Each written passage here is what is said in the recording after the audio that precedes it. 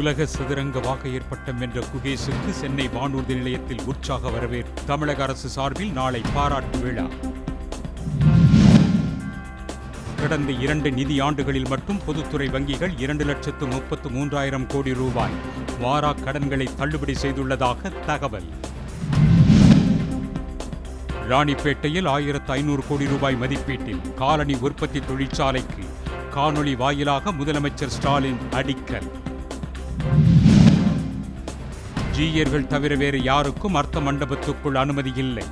இளையராஜா வெளியேற்றப்பட்டது தொடர்பாக கோவில் நிர்வாகம் விளக்கம். ஒரே நாடு ஒரே தேர்தல் திட்டத்துக்கு பகுஜன் சமாஜ் தலைவர் மாயாவதி ஆதரவு. அனைத்து கட்சிகளும் ஆதரவளிக்க வேண்டும் என வலியுறுத்தல். தூத்துக்குடி மாவட்டம் ஏரல் தாமிரபரணி தரைப்பாலம் வெள்ளத்தில் அடித்துச் செல்லப்பட்டதால் 4வது நாளாக போக்குவரத்து பாதிப்பு. பாகிஸ்தானுடனான போரில் இந்தியா வென்றதன் நினைவு நாளையொட்டி போர் வீரர்கள் நினைவிடத்தில் புதுச்சேரி முதலமைச்சர் ரங்கசாமி மரியாதை. மதுராந்தகம் ஏரியில் இருந்து வெளியேறிய உபரி நீரில் அடித்துச் செல்லப்பட்ட புவனேஷ் என்ற மாணவரை தேடும் பணியில் தீயணைப்புத் துறையினர் தீவிரம்.